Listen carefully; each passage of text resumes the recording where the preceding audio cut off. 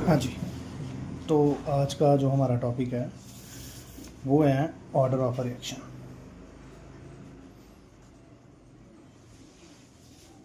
ठीक है, तो देखिए हमने ना एक टॉपिक पढ़ा है रेट लॉ। ठीक है, रेट लॉ में हमने ये पढ़ा है कि अगर कोई रिएक्शन हो रही है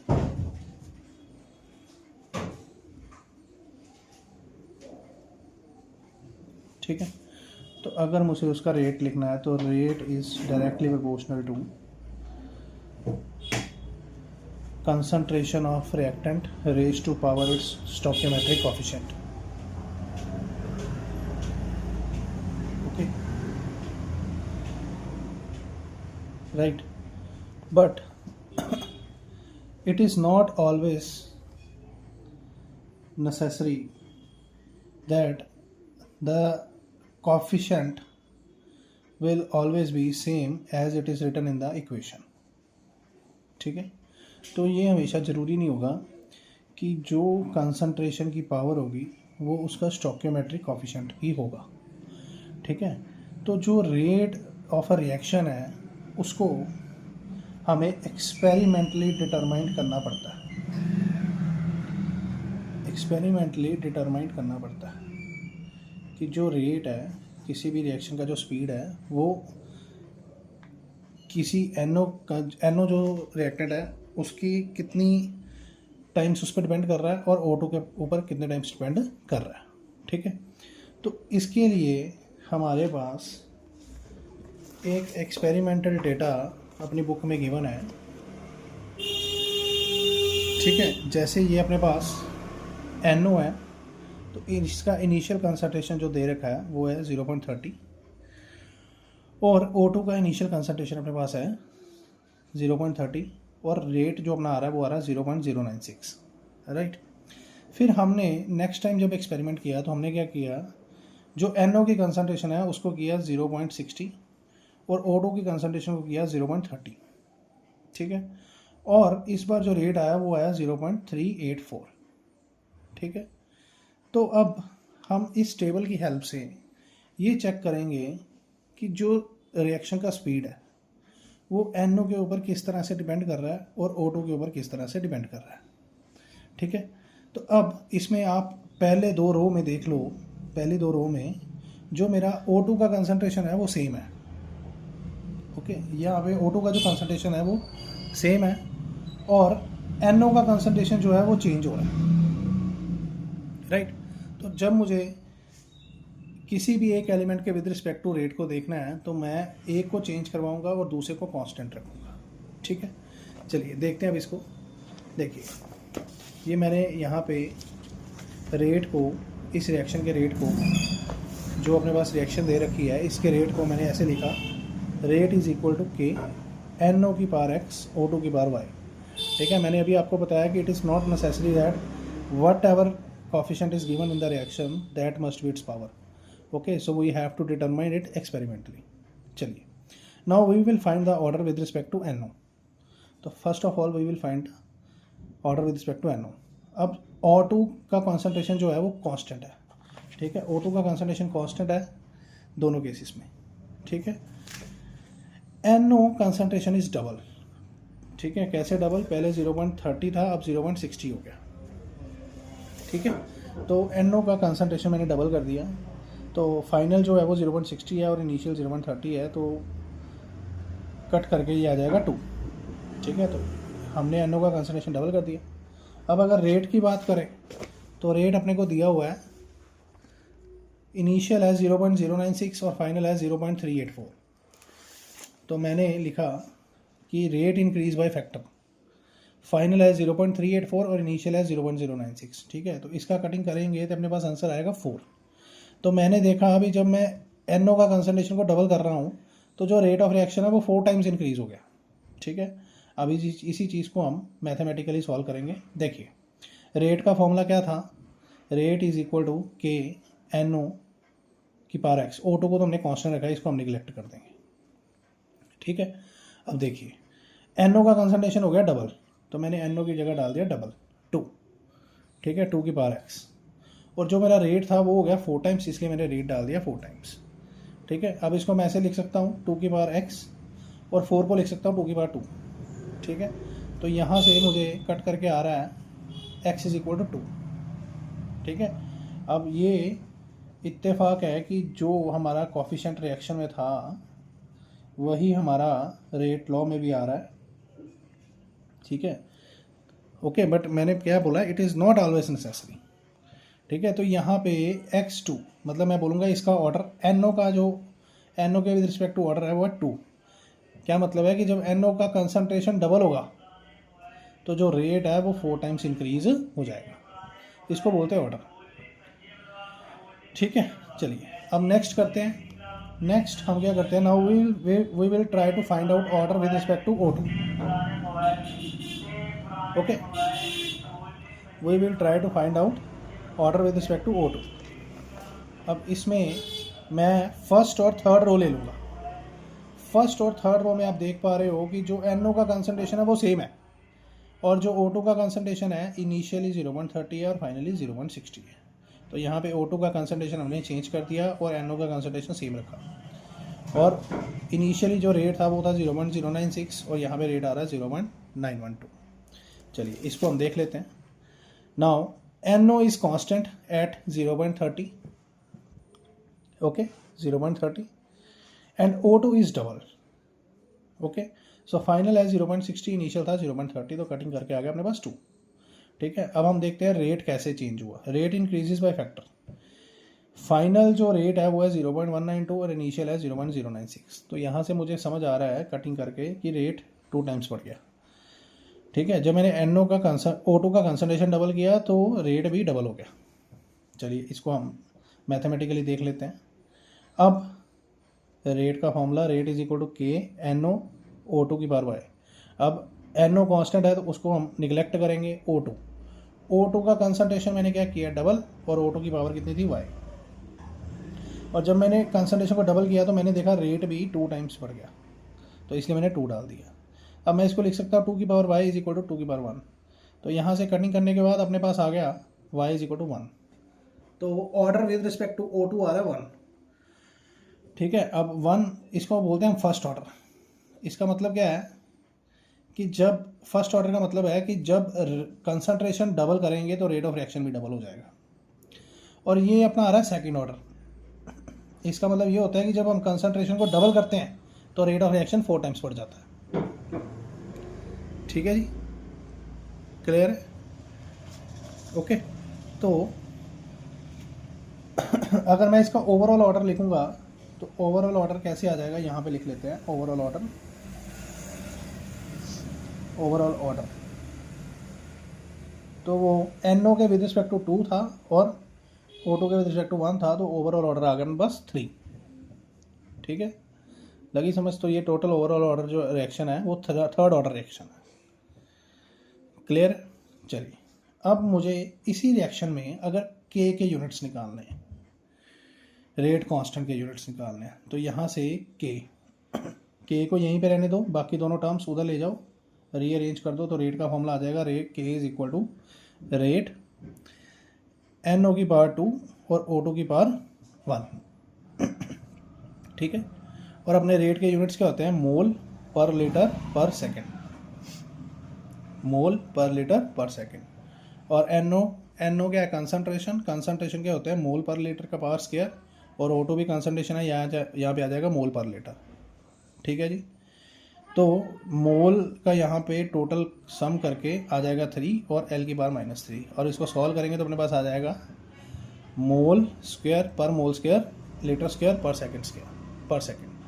ठीक है, तो ये अपना टोटल थर्ड ऑर्डर का यूनिट्स आ गए। क्लियर?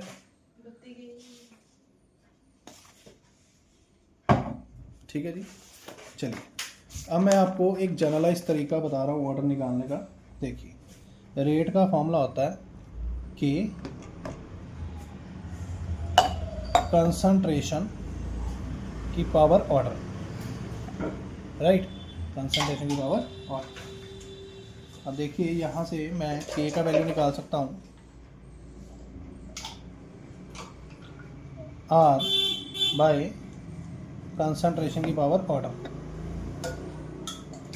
ठीक है, अब लेट कर लो कि जो ऑर्डर है उसको हम n मान लेते हैं, ऑर्डर को हमने n मान लिया।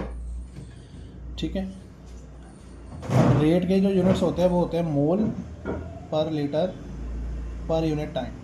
अब मुझे नहीं पता सेकंड है, मैं जनरलाइज टर्म बता रहा हूँ, सेकंड में या मिनट में मुझे नहीं पता, इसलिए मैंने जनरलाइज टर्म मिनट में टाइम बता दिया। ठीक है, और सॉरी ये यहाँ पे कंसंट्रेशन आना था, और कंसंट्रेशन के अपने पास होते हैं मोल पर लीटर की पावर n। ठीक है जी, चलिए अब देखिए मैं इसको ऐसे लिख सकता हूँ मोल पर लीटर की पावर 1, और यहाँ पे ये ऊपर जाके हो जाएगा मोल पर लीटर की पावर -n और पर यूनिट टाइम। ठीक है जी, तो इसको अब बेसिस सेम पावर एडेड, तो ये आ जाएगा अपने पास मोल पर लीटर 1 - n और टाइम की पावर -1। ठीक है, अब देखिए अगर मुझे फर्स्ट ऑर्डर के फर्स्ट ऑर्डर अगर ऑर्डर 1 है, अगर फर्स्ट ऑर्डर है तो n का वैल्यू 1 आ जाएगा। ठीक, तो n का वैल्यू 1 आने का मतलब है यहाँ पे मैं डालूँगा mole per litre 1 - 1 time is equal to -1, तो 1 - 1 ये अपने पास हो गया 0 और टाइम का पावर -1। ठीक है, तो किसी का पावर 0 हो तो वो 1 होता है और टाइम -1।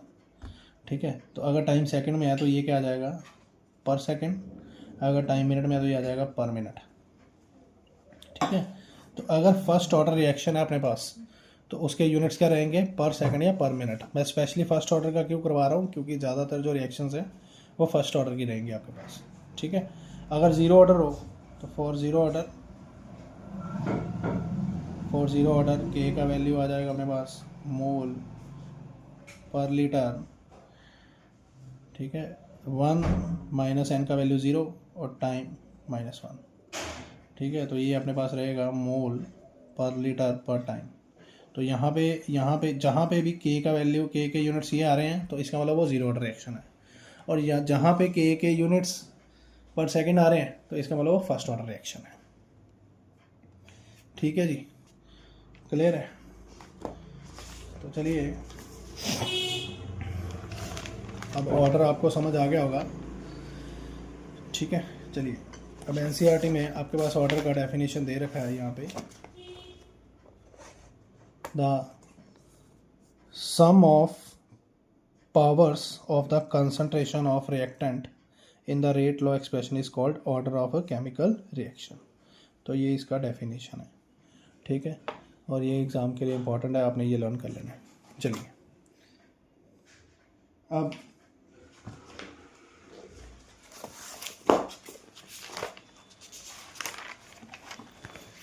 हम एक टॉपिक करेंगे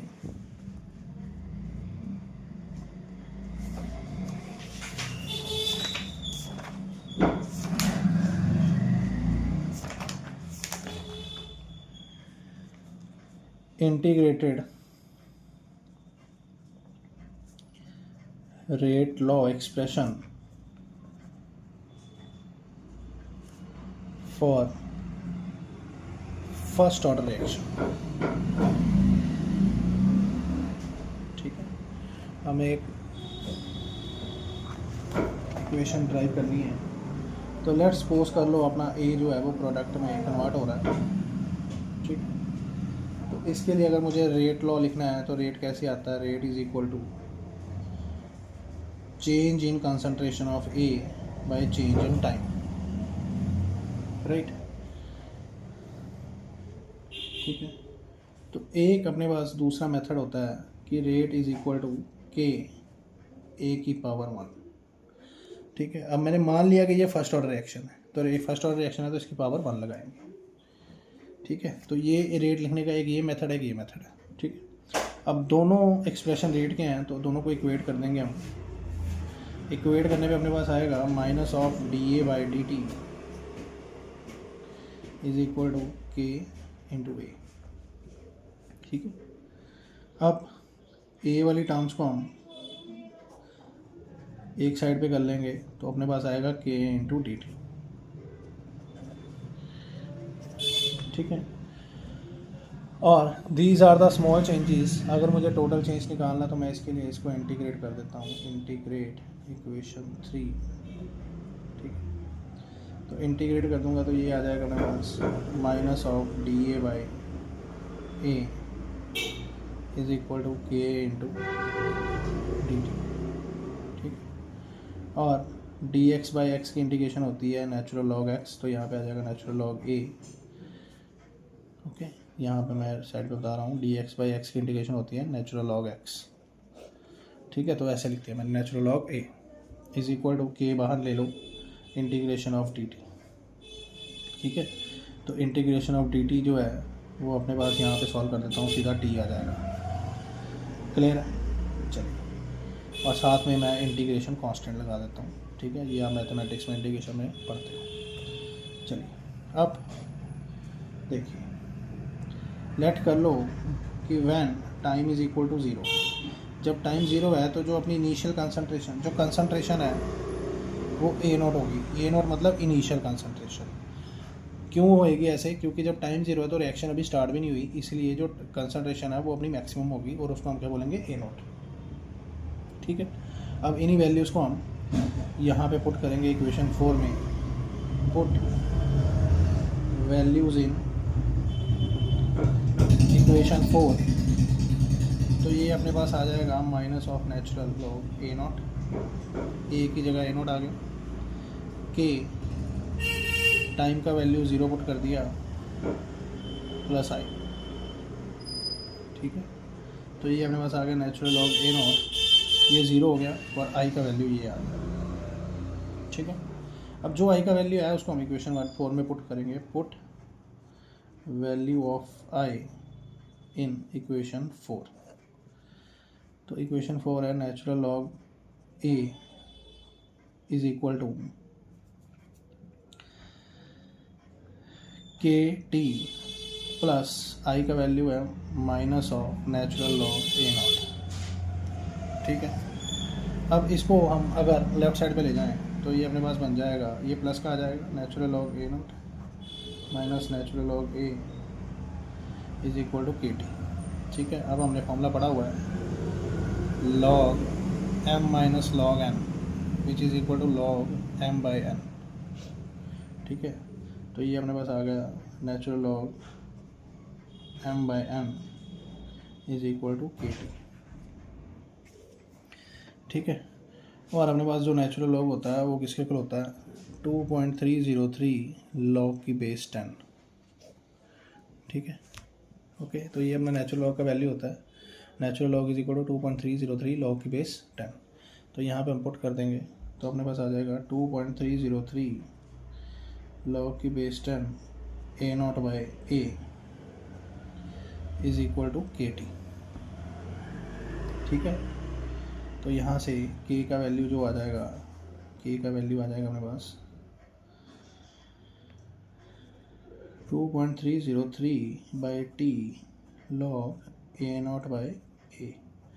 तो बेटा ये अपना इंटीग्रेटेड रेट लॉ का फाइनल इक्वेशन है। ठीक है, के यहाँ पे रेट कांस्टेंट है, टी यहाँ पे टाइम है, ए नॉट यहाँ पे इनिशियल कंसंट्रेशन है और ए अपना फाइनल कंसंट्रेशन रहेगा, कंसंट्रेशन आफ्टर टाइम टी। ठीक है, जब कुछ रिएक्शन हो गया तो ए नॉट, ए जो है वो है concentration left after time T. Okay, clear है? चलिए, ठीक, अब अपने पास इसी के ऊपर एक क्वेश्चन आएगा, साथ में एक क्वेश्चन आता है अपने पास।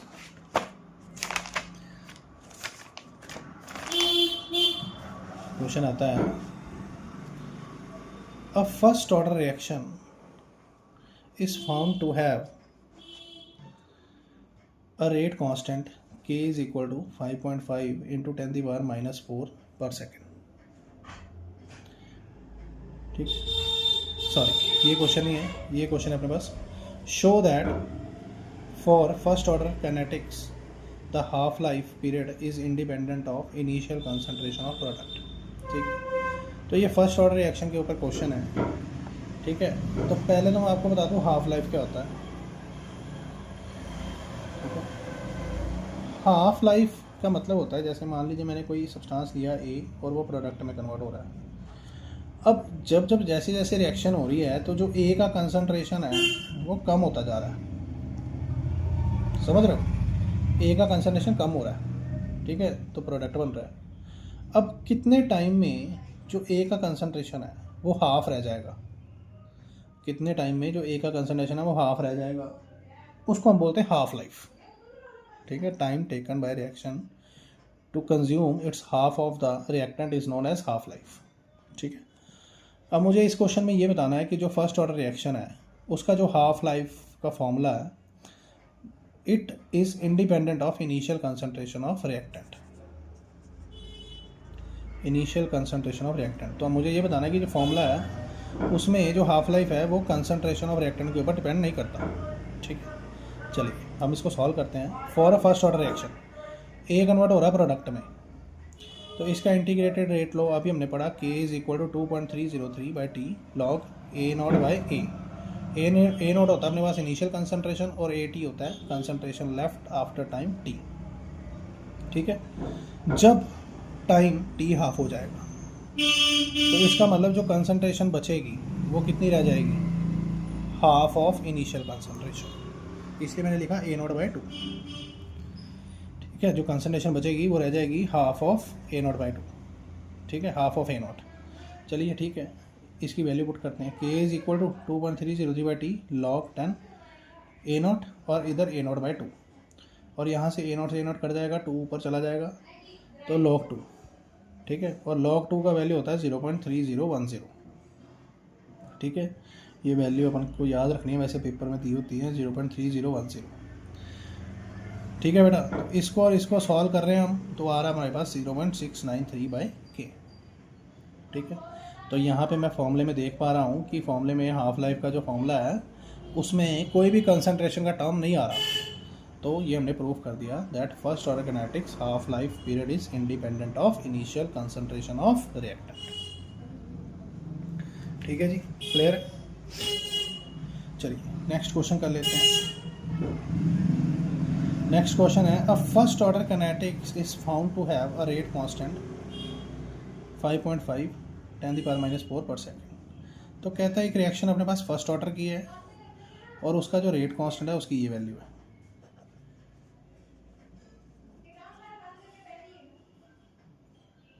ठीक है, ये -14/सेकेंड -14 है। Find the half life time period, तो मुझे हाफ लाइफ निकालना है, तो 0.693 बाई के, 0.693 बाई के का वैल्यू है अपने पास 5.5 इंटू 10⁻⁻14। ठीक है, तो बेटा ये आ गया 0.693 बाई 5.5 इंटू ये ऊपर चल के 10⁻14 हो जाएगा। ओके, तो इसको हम सॉल्व करेंगे ना तो अपने पास आंसर आएगा 1.26 इंटू 10⁻13 सेकेंड। ठीक है, तो ये अपना